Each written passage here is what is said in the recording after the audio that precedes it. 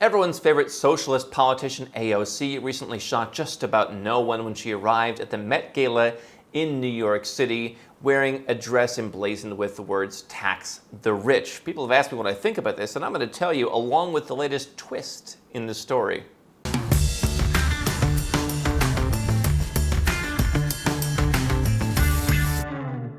Hi, I'm Andrew Henderson. This is Nomad Capitalist. We're the channel and the company that helps 7- and 8-figure entrepreneurs and investors, basically the people that AOC says you're dead to me, legally go where you're treated best so you don't have to worry about AOC the way I don't have to worry about AOC anymore.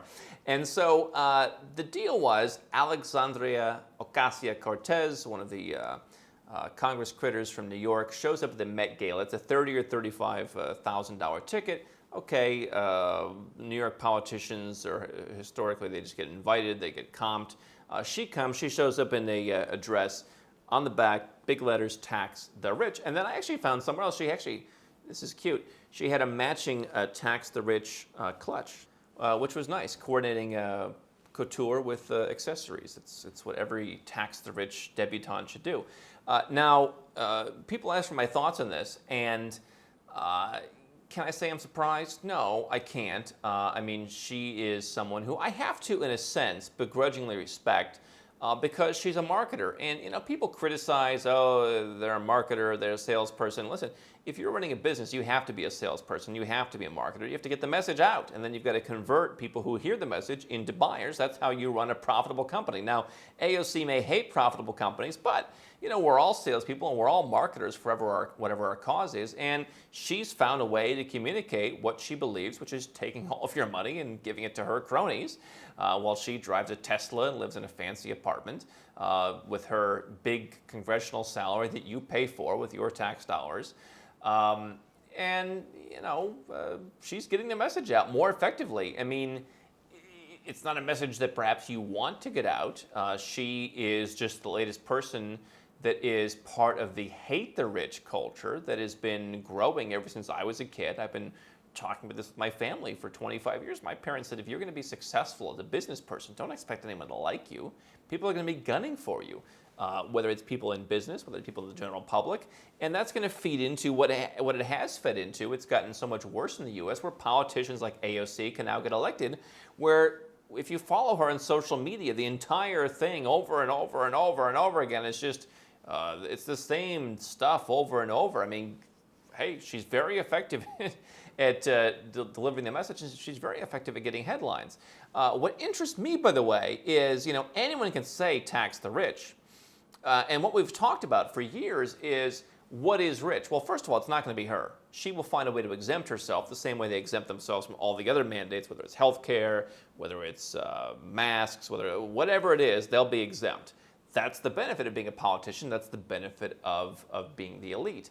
But, you know, she will define what rich is, and she'll start at $50 million, perhaps, for a wealth tax, which she so desperately wants. She'll start at saying, you know, $500,000 is the income for the highest bracket, but it always comes down over time, whether through inflation or actually lowering the numbers. So she will never be rich, and that's what makes this actual story. Wearing the dress, to me, is not actually that interesting. What is interesting is the woman who made the dress, according to the New York Post, is basically a tax deadbeat herself, and is someone who has been successful in business my entire life, and surely is on AOC's hit list. I'm part of the hated people that she wants to tax more and more and more, and she wants to squeeze this for 70. I think at one point she even said, hey, Eisenhower, 90% tax rates, let's go back to that. Look at how great things were then, except all the social things it was terrible back then. But she, you know, she's all for 70, 90%. She won't tell you what a fair share is. But what she does know is that her and her friends are exempt. Here's the headline from the New York Post. AOC's tax the rich dress designer Aurora James owes debt in multiple states. Now, this is not me saying. This is New York Post. You can complain to them. Designer Aurora James, the article says, called her tax the rich dress for AOC a powerful message, but it's one she's not taken to heart. Of course, the 37-year-old fashionista who made waves at the Met Gala with Democratic socialist AOC last week is a notorious tax deadbeat, the Post says, with unpaid debts dogging her in multiple states records show. This is an article by John Levine and Kathy Ann Boniello. Most of Lux Living James's arrears center on cultural brokerage agency LLC, which she formed in 2011 to serve as the parent company of her fashion brand, which today is known as Brother Vellies. It's the favorite of Beyonce, Rihanna, and Meghan Markle. Why is it that those rich people are never hated, by the way? I mean, why is it Beyonce? Is she paying her fair share? Why is it that they get a pass? The company racked up 3 open tax warrants in New York State for failing to withhold income taxes from employees' paychecks. That totaled about 15 grand, just under. The State Department of Taxation and Finance told the Post the debts, which were incurred before the pandemic, no excuses, stem from 2018 and 19. The company's been hit with 15 warrants total since 2015. Now, I'm in business, and I've told you many times before, I had a time when California, I spent 6 months there, came in and just helped them sub to money from my bank account. Now, the problem was I had paid them, and I had proof that I'd paid them, and I called, and after hours sitting on hold and weeks fighting with them, I said, hey, listen, here's the money. Give me my money back. And they finally did, minus all the fees and all that. It's okay to have an oversight occasionally. It's okay, you get sued once, or you have one tax, or even twice, right? 15 times, that's becoming kind of a habit.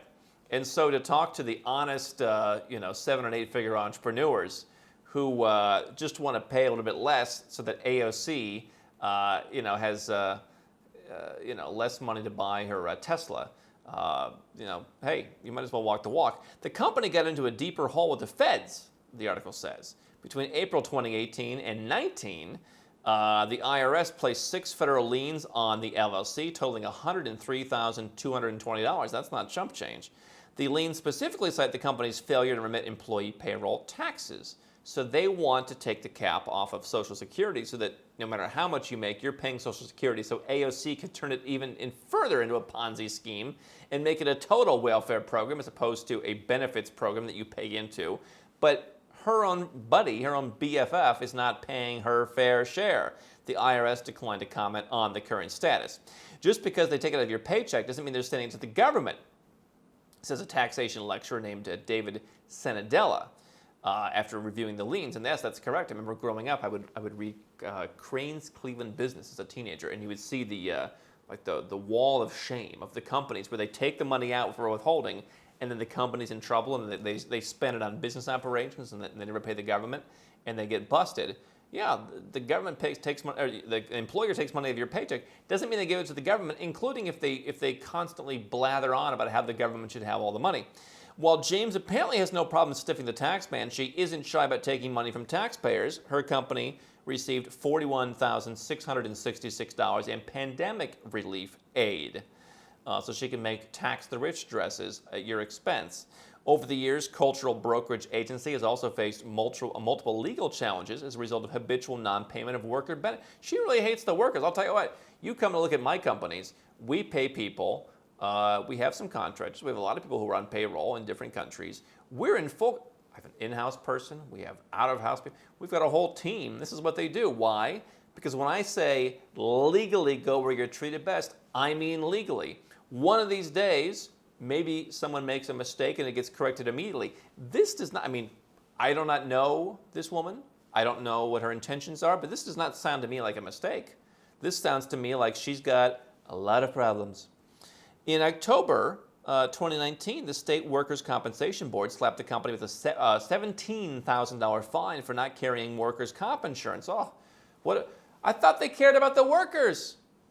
Between March 2017 and February 2018, the company currently owes $62,722. No payments have been received due to the Workers' Comp Board, which covers, of course, when employees are hurt at work and misses time. I thought they cared about the employees.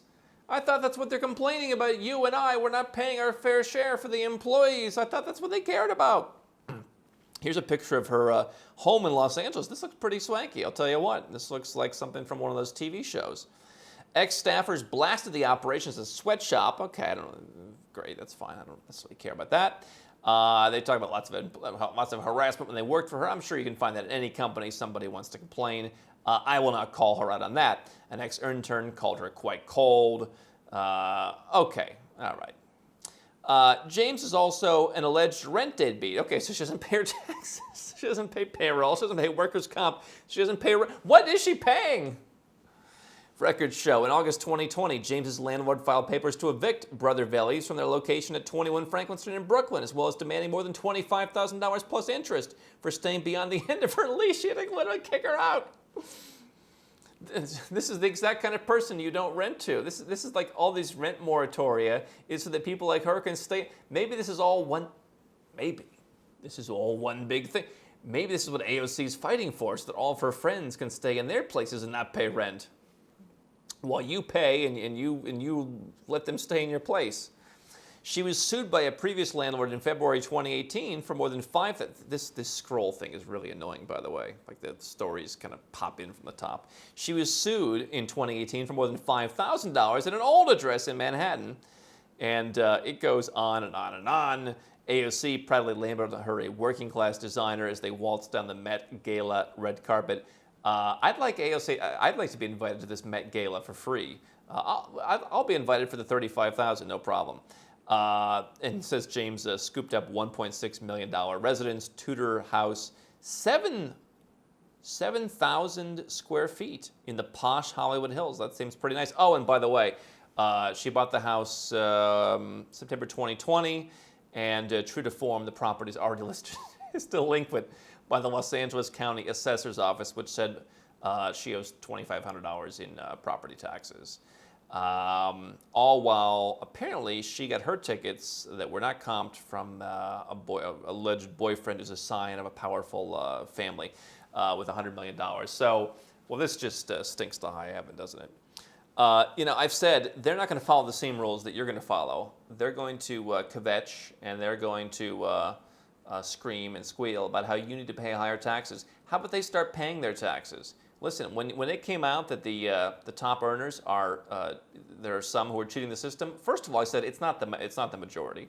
It's a small number because I believe you've got a lot of honest people who realize they are in the spotlight in the upper echelons of income and wealth. And I think, in my experience, and our clientele and people I know are doing things the right way. And yet, I came out and said, if you're not paying, you should pay. You should go where you're treated best. You should find a way to extricate yourself from the system, but you should follow the rules. I'm the goody two-shoes of the offshore business. But how repulsive is it, and I want to hear your comments on this below, please, that the people, AOC and her close friends, they're going out, they're making a splash, they're doing the marketing, which I painfully respect, that she's getting her message out, much as I disagree with it. She can't even stand up. You scratch away the surface and it all falls apart. That this friend is not paying on anything. She's literally not paying on anything. Now, if I did that, if I hired someone to make me a dress, if I had this suit, don't tax the rich, do you think, and the guy who made it, if he didn't pay a cent, if he had a parking fine he didn't pay, you think they wouldn't talk? You think she wouldn't be on her Twitter? The evil rich Andrew. Are you kidding me? It'd be all over the place. People like myself, people like you, we've got to be clean. And by the way, you want to be clean, but you've got to be clean because AOC and all the other people like her will come after you. But it's the ultimate defense mechanism because her friend, while she's going to Jamaica, Morocco, France, Indonesia, Mexico, Italy, the UK, and the Hamptons, jetting off, according to her Instagram, she's making $2,700 donations to Hillary Clinton, can't pay her rent. So what do I think about the AOC Met Gala dress? Well, I think the whole thing stinks to high heaven. I think it's further reason why you shouldn't listen to her. You should get her out of your life. You should go where you're treated best. Don't stop now. We've got well over 1,000 more videos here on YouTube for you to watch and learn how to go where you're treated best. And if you want to work with Nomad Capitalist personally, go to nomadcapitalist.com/apply. Learn about our unique, tried and true process, garnered over years of experience, and learn how you can become our client.